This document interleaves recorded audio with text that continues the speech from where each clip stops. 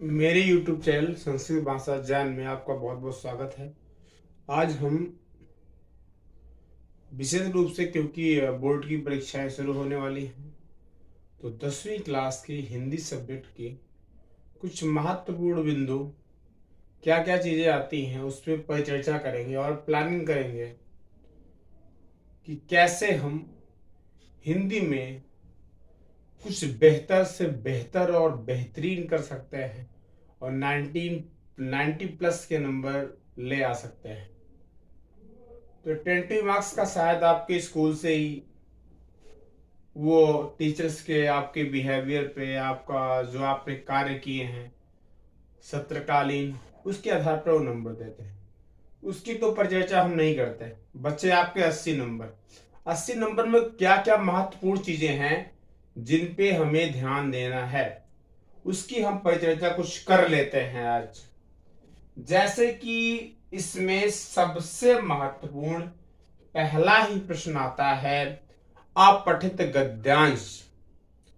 अपठित का अर्थ क्या होता है? पठित माने पढ़ा हुआ, अपठित माने ना पढ़ा हुआ।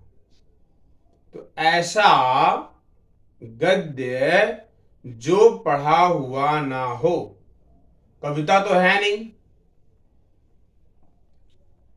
अपठित, अपठित में हाँ, गद्यांश बिना किसी विकल्प के।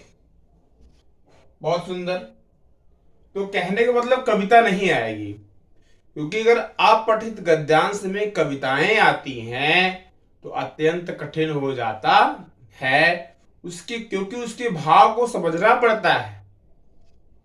जो भाव को समझते हैं उसके आधार पर जो आधारित प्रश्न होते हैं उनका हमें उत्तर भी देना पड़ता है। तो क्या करेंगे हम, कैसे सीखेंगे?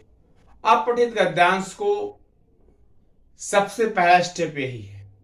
क्या करेंगे? अपठित गद्यांश को 2 से 3 बार पढ़ना। 2 से 3 बार जब पढ़ेंगे क्या होगा? उसका भाव, उसका सार, वो किस टॉपिक पे लिखा गया है, वो क्या बातें कहना चाहता है, ये चीज आप अच्छे से नहीं समझेंगे तो 50% तो जरूर समझ जाएंगे। और 50 अगर परसेंट आप समझ जाएंगे तो आप जानिए जो प्रश्न उसके आधार पर रहेंगे उनको करने में भी आपको आसानी रहेगी। और आप और 50% के ऊपर समझ गए तब तो आपके 100 में से 100 नंबर्स आ ही जाते हैं। और प्रश्न भी कैसे रहते हैं? उसी गद्य में से खोज के आपको करने रहते हैं। कभी भी प्रश्नों के उत्तर आप खुद नहीं लिखेंगे। कहां से लिखेंगे? उसी गद्य में से जो लिखा हुआ होगा उसी में से खोज करके लिखना होता है। और एक सबसे इंपॉर्टेंट बात उसमें आता है शीर्षक। बताइए, इस गद्यांश का उचित शीर्षक बताइए। तो शीर्षक बताने के लिए मैंने बताया, आप जब 2-3 बार पढ़ेंगे तो आपको टॉपिक का पता चल जाता है। फिर भी आपको ना पता चले, आप कुछ नहीं जानते हैं, मान लो आपको पढ़ने का समय भी ना मिला, मैं बता दूं आपको सबसे बड़ी ट्रिक। ऊपर की 2 लाइनें 3 लाइनें या नीचे की 2-3 लाइनें, इन्हीं में गद्यांश का शीर्षक छिपा होता है सदैव। 101% निश्चिंत हो जाइए। इन्हीं ऊपर की 3 लाइनें या नीचे की 3 लाइनों में ही शीर्षक छिपा होता है, जिससे हम तुरंत पहचान जाते हैं किस टॉपिक पे लिखा। क्यों? क्योंकि जब शुरुआत होती है किसी भी गद्य की तो वो टॉपिक तो बोलेगा ही। मान लो शुरुआत में बोलना भूल गया तो अंत में बोलेगा। तो शुरुआत को पकड़िए और अंत को पकड़िए, दोनों को कोऑर्डिनेट करिए। तो दोनों को कोऑर्डिनेट करेंगे तो शीर्षक तो खुद ही बाहर आ जाएगा। सभी लोगों की शिकायत आती रही रहती, सर हम तो प्रश्न को तो ढूंढ लेते हैं लेकिन शीर्षक हमारा हमेशा हम छोड़ देते हैं। तो अब की बार आपको छोड़ना नहीं है। क्लास 10th वाले, 9th वाले, 12th वाले, जिन क्लासों के अपठित गद्यांश आते हैं वो सारे के सारे बच्चे शीर्षक तो बिल्कुल नहीं छोड़ेंगे। और उनपे जो आधारित प्रश्न होते हैं वो तो आपको स्वतः उसी में से मिल जाते हैं। तो ये आपका कितने नंबर का आता है, इसमें दिखा रहा है, हाँ, अपठित गद्यांश दो अपठित गद्यांश आते हैं। 200 शब्दों में लिखना होता है 10 नंबर का। कहने का मतलब अपठित गद्यांश जो है कितने का आएगा, 200 नंबर। अपठित लिखेंगे, अपठित, अपठित 10 अंक। अपठित का शाब्दिक अर्थ आ का मतलब और पठित का मतलब। आ का मतलब ना, पठित का मतलब पढ़ा हुआ।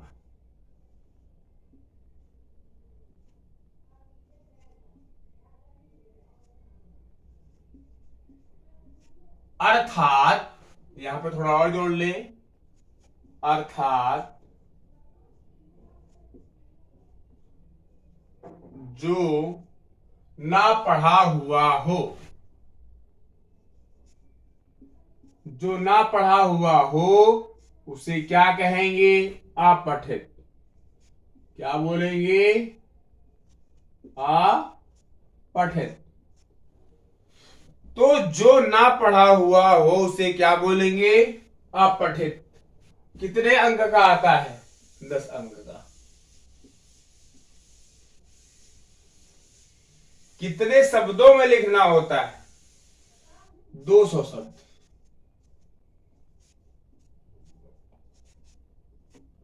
दो सौ शब्द का मतलब जानते हैं, जानते ही होंगे। कम से कम लिखा है 5 प्रश्न।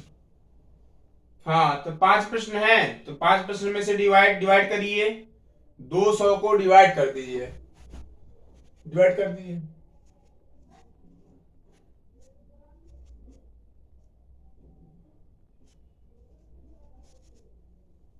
मतलब लगभग 40 शब्द आपको एक प्रश्न पे लिखना ही है। लेकिन आप क्या करेंगे, 50 लिखना। कितने, एक प्रश्न पे 50 शब्द लिखना। क्यों ऐसा मैं कह रहा हूं, क्योंकि जब आप शीर्षक लिखेंगे तो बहुत ही छोटा प्रश्न हो जाएगा। इसलिए आप क्या करेंगे, सभी प्रश्नों के उत्तर 50 शब्दों में देंगे और अंत वाले प्रश्न का उत्तर तो एक ही लाइन में होता है। इसीलिए आपका टोटल जोड़ के कितना हो जाएगा, यह 200 शब्द हो जाएगा। सिंपल सा तरीका बता रहा हूं। मान लो 4 प्रश्न हैं, पहला, दूसरा, तीसरा, चौथा। 5वां प्रश्न हमेशा शीर्षक का होता है। किसका होता है, शीर्षक का होता है। अब आपने क्या किया, 50-50 शब्दों में देते आए। अब देखो 50-50 में देते आए, मोस्टली आपका क्या हो गया, इन सबको जोड़ोगे तो वैसे भी 200 हो गया ना, जो इनकी शर्ती पूरी हो गई। अब आपको एक्स्ट्रा मार्क्स किसके मिलेंगे, जो आपने शीर्षक में एक लाइन लिख दी। एक लाइन आपने लिखी, कम से कम आपका 6 से 7 शब्द और बढ़ गया, और 6 से 7 आपका बढ़ गया तो ये आपका प्लस हो गया। तो क्या हुआ, इस प्लस होने के कारण ये जो 10 नंबर का था प्रश्न, ये कितना मिलेगा आपको, 10 में से 10। ये कहीं कटने वाला नहीं है, अंक में क्या हो जाएगा, 10 में से 10 पूरे के पूरे आपको मिल जाएंगे, कहीं आपके जाने वाले नहीं हैं। बिल्कुल, इसके लिए आप निश्चिंत रहिए।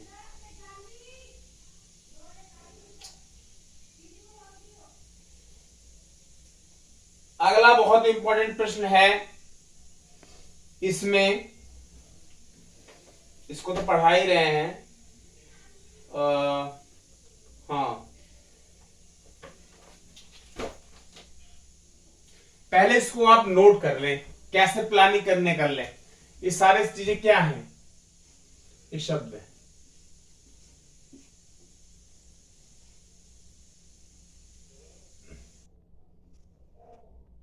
सब 50-50 शब्द में देने हैं, और लास्ट का जो लिखेंगे ये आपका क्या हो जाएगा, प्लस पॉइंट। ये प्लस पॉइंट जो है आपको क्या करेगा, 10 में से 10 दिला करके ही रहेगा। 100% 10 में से 10 नंबर आने हैं, नो डाउट। अगर ऐसा आपने कर दिया तो जो मैंने बताया 50-50 शब्दों में आंसर लिखते गए, 5 प्रश्न आएंगे, उसमें बताया गया है आपके सिलेबस में। तो 5 प्रश्नों में से एक प्रश्न जो होगा आपका शीर्षक का होता है, तो शीर्षक का जो आपका प्लस पॉइंट ये बन जाएगा, क्योंकि ये 4 प्रश्न ही आपके 200 शब्दों को जो इन्होंने कहा है उसको पूरा कर देते हैं। प्लस पॉइंट हो जाएगा आपका 10 में से 10 पूरा का पूरा मिल जाएगा। बहुत बहुत धन्यवाद। ये शॉर्ट वीडियो, इसको तुरंत का तुरंत नोट करिए और आप जी जान से जुड़ जाइए। बिल्कुल हौसला बुलंद होना चाहिए और स्वस्थ रहें, व्यस्त रहें। तो 4 बजे जरूर उठ जाएं, जल्दी सोएं, जल्दी उठें। प्रातःकालीन का पढ़ा हुआ छात्र हमेशा उच्चतम से उच्चतम शिखर पर पहुंचता है, अच्छे मार्क्स ले आता है, सब कुछ अच्छा करता है। बहुत रात तक मत पढ़िए, 10:30-11 पर सो जाइए। प्रातःकालीन 4-4:30 बजे उठिए, सारा कुछ रिवीजन मारिए। सब्जेक्ट को आप एक ही सब्जेक्ट पे फोकस ना करें, क्योंकि पिछली बार क्या हुआ था, हिंदी में ही सारे बच्चे फेल हुए थे। हिंदी में फेल हो गए तो सभी में आपको फेल मान लिया जाता है। इसलिए मेरा अनुरोध है, हिंदी के लिए आप 15 मिनट का ही टाइम निकालिए, लेकिन निकालिए जरूर और नोट्स बनाते जाइए। मैं गारंटी करता हूं आपके हिंदी में उच्चतम स्कोर आने वाले हैं। आप कहेंगे सर आपने सही कहा था, जैसा मैंने बताया वैसा लिखा, तो मुझे नंबर जरूर से जरूर मिला है। इसके लिए आप शुक्रिया का आप खुद ही हमसे कहेंगे। ये मेरा विश्वास है आप लोगों के प्रति, और आप लोगों का जो श्रद्धा है और सभी गुरुओं का आशीर्वाद मेरे ऊपर है, अपने बड़ों का आशीर्वाद है, और जो अपने छोटों का प्यार है, और विशेष रूप से जो छात्रों का स्नेह है, उसके लिए मैं बहुत ही बहुत आभारी हूं। आप सबका बहुत बहुत धन्यवाद मेरे चैनल पर बने रहने के लिए, जुड़ने के लिए, और साथ ही साथ